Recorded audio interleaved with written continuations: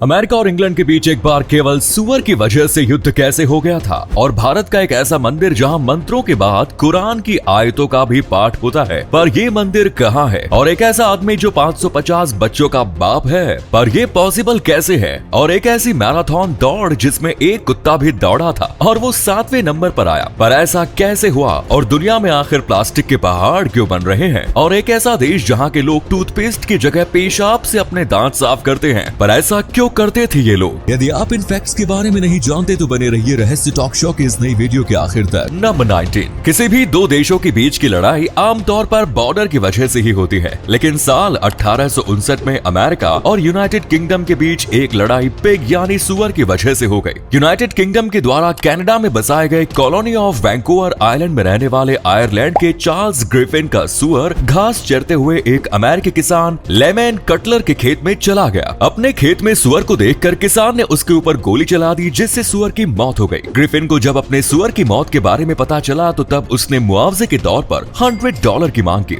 लेकिन कटलर सिर्फ $10 देने को ही तैयार था। दोनों के बीच विवाद इतना बढ़ गया कि ग्रिफिन इस मामले को ब्रिटिश अथॉरिटीज के पास लेकर चला गया और ब्रिटिश अधिकारियों ने कटलर को गिरफ्तार करने की धमकी दे दी। इस धमकी के बाद कटलर ने भी अमेरिकी सैनिकों से अपनी सुरक्षा की मांग कर डाली, जिसके बाद अमेरिकी सैनिक युद्ध की पूरी तैयारी के साथ उस आइलैंड पर पहुंच गए, जहां यूनाइटेड किंगडम के सैनिक भी युद्ध की पूरी तैयारी करके बैठे थे। एक सुअर की वजह से शुरू हुआ विवाद युद्ध की कगार पर पहुंच चुका था। जैसे ही ये खबर वॉशिंगटन और लंदन पहुंची, दोनों ही देशों के शासक ये सुनकर हैरान रह गए और फिर आनंद फानन में बड़े अधिकारियों ने बातचीत से इस युद्ध को टाला। नंबर 18। कर्नाटक के बेलूरू में चेन्नाकेशव मंदिर नाम का एक प्राचीन मंदिर है, जहां हर साल बेहद ही अनोखी परंपरा देखने को मिलती है। इस मंदिर के द्वारा हर साल 3 अप्रैल को वार्षिक रथ उत्सव की शुरुआत की जाती है। इस उत्सव की सबसे खास बात यह है कि ये रथ उत्सव की शुरुआत से पहले मंत्रोच्चारण के साथ ही कुरान की भी कुछ आयतों का पाठ किया जाता है। एक मंदिर के द्वारा आयोजित उत्सव में कुरान का पाठ करने की यह परंपरा सदियों से चली आ रही है और साल 1932 से यह मंदिर के मैनुअल में भी शामिल है। कुरान के पाठ की यह परंपरा दशकों से शांतिपूर्वक चली आ रही थी, लेकिन अब कुछ संगठनों ने इसका विरोध करना शुरू कर दिया है।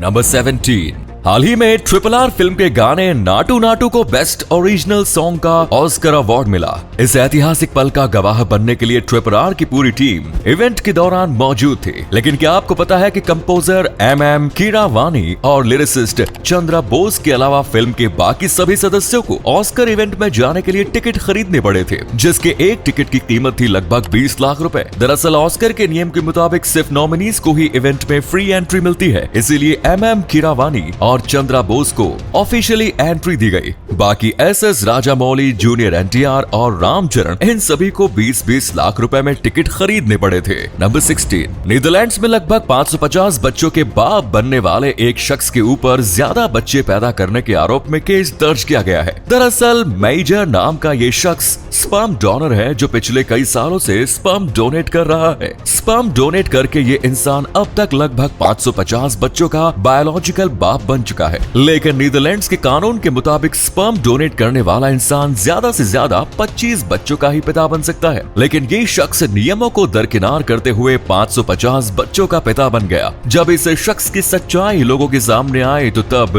इससे स्पर्म हासिल करके मां बनने वाली लगभग 25 महिलाओं ने साथ मिलकर इसके ऊपर केस दर्ज कराया। नंबर 15। आज पूरी दुनिया में लगभग एक ही तरह से मैरिज प्रपोजल दिया जाता है, लेकिन एंशिएंट टाइम में हर सिविलाइजेशन में अलग अलग तरीके से मैरिज प्रपोजल्स दिए जाते थे। ग्रीक सिविलाइजेशन में मैरिज प्रपोजल देने के लिए लड़के अपनी पसंद की लड़कियों के ऊपर सेब फेंका करते थे। अगर लड़की को प्रपोजल एक्सेप्ट होता था तो वो सेब उठाकर अपने पास रख लेती थी, और अगर प्रपोजल रिजेक्ट करना होता था तो वो सेब को वैसे ही छोड़ देती थी। नंबर 14।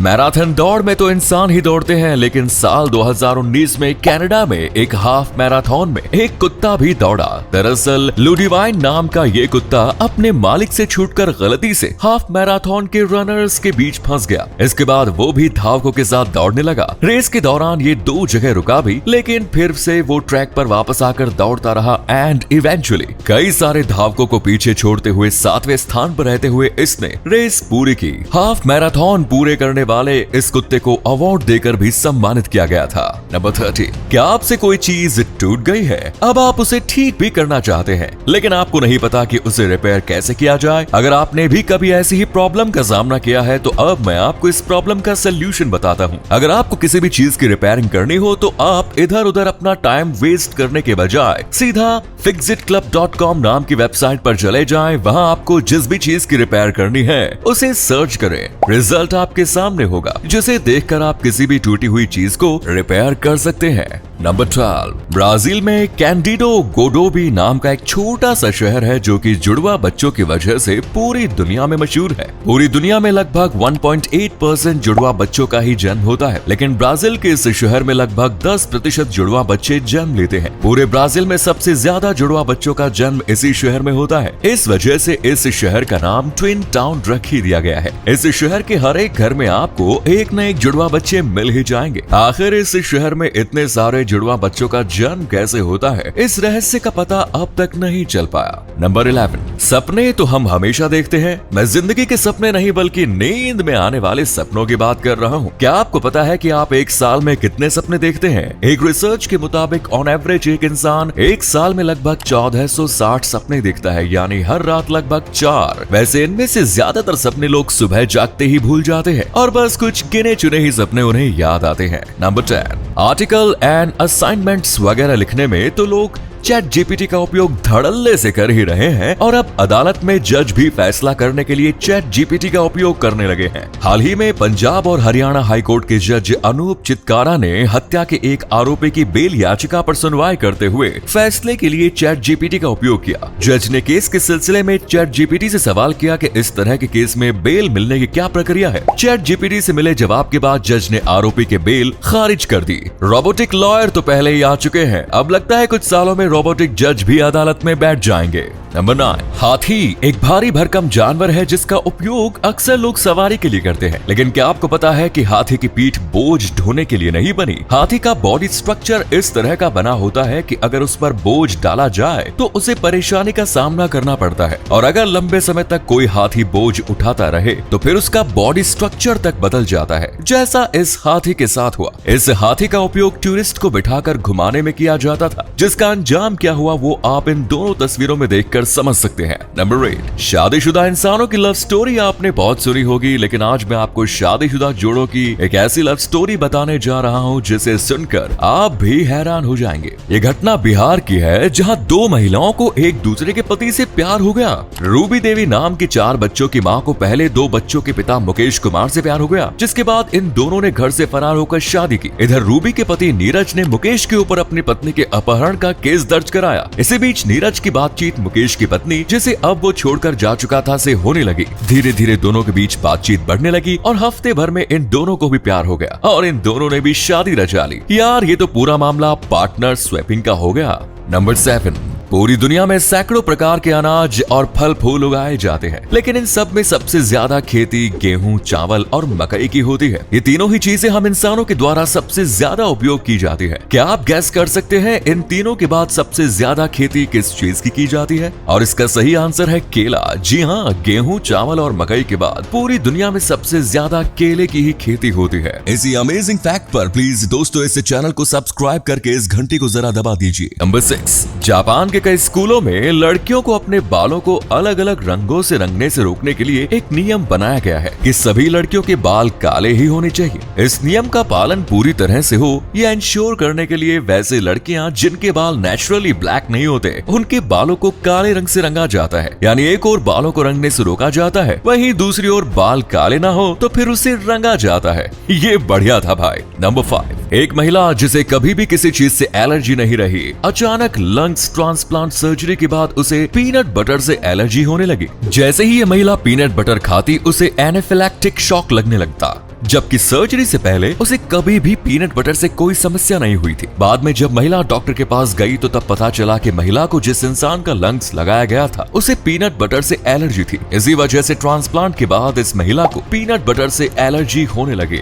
नंबर 4, दुनिया में प्लास्टिक की समस्या दिन प्रतिदिन बढ़ती ही जा रही है और अब ये समस्या और भी गंभीर हो रही है क्योंकि अब प्लास्टिक चट्टान के रूप में बदलने लगी है। हाल ही में ब्राजील के एक आइलैंड पर प्लास्टिक से बने पत्थर देखे गए हैं, जिसका निर्माण गर्मियों के कारण पिघली हुई प्लास्टिक और नेचुरल पत्थर के साथ मिलने से होता है। प्लास्टिक और पत्थर के इस नए रूप को प्लास्टिस्टोन नाम दिया गया है। नंबर 3, बिच्छू एक ऐसा जीव है जो रात भर बर्फ में जमे होने के बावजूद बर्फ पिघलने के बाद जिंदा हो सकता है। बिच्छू के एक्सट्रीम टेम्परेचर झेलने की कैपेबिलिटी जांचने के लिए एक बार वैज्ञानिकों ने बिच्छू को रात भर फ्रीजर में रखकर जमा दिया और फिर जब अगले दिन उसे धूप में रखा गया तो तब बर्फ पिघलते ही बिच्छू बिल्कुल नॉर्मल होकर वहां से भाग गया। नंबर 2, अमेरिकी राज्य मिनेसोटा के गवर्नर ने एक नया नियम बनाते हुए अपने राज्य में सभी स्कूल स्टूडेंट्स के लिए एक ब्रेकफास्ट एंड लंच फ्री कर दिया। इस नियम के मुताबिक मिनेसोटा राज्य के किसी भी स्कूल में पढ़ने वाले सभी students free breakfast and lunch पाने के लिए एलिजिबल होंगे, भले ही उस बच्चे के पेरेंट्स की इनकम कितनी भी ज्यादा क्यों ना हो। वेस्टर्न कंट्रीज में इस फैसले की काफी ज्यादा तारीफ हो रही है। अब कोई जाकर उन्हें बता दो कि हमारे देश के स्कूलों में सालों से योजना चली आ रही है। नंबर 1, अक्सर सड़क से जाते समय अगर हमें कहीं से यूरिन यानी पेशाब की बदबू आ जाए तो हम अपने मुंह पर रुमाल रखकर वहां से जल्दी जल्दी चलकर भाग जाना चाहते हैं। लेकिन अगर मैं आपसे कहूं कि एक देश ऐसा भी है जिसके लोग अपने दांतों को चमकाने के लिए यूरिन यानी पेशाब का यूज करते हैं, तो शायद ये सुनकर आपको विश्वास नहीं होगा, पर ये सच है। 17वीं शताब्दी तक रोमन लोग मूत्र का उपयोग माउथ वॉश, टूथपेस्ट और यहाँ तक कि कपड़े धोने वाले डिटर्जेंट के रूप में भी करते थे। लेकिन क्या आपने कभी सोचा है कि इसके पीछे की मुख्य वजह क्या थी? दरअसल पेशाब में अमोनिया होता है और इसमें एक सफाई करने वाला पदार्थ भी होता है, जिसके परिणाम स्वरूप सब कुछ अच्छे से साफ हो जाता है। इसीलिए रोमन लोग पेशाब की लाभकारी गुणवत्ता के कारण ही वे इसे अपने दांतों को सफेद करने के लिए माउथ वॉश के रूप में इस्तेमाल करते थे। तो ये थे कुछ अमेजिंग फैक्ट्स। वीडियो को शेयर जरूर करें दोस्तों, ताकि आपके दोस्त और जानने वाले भी जान सके कि आप कितने नॉलेजेबल वीडियोस देखते हैं। धन्यवाद।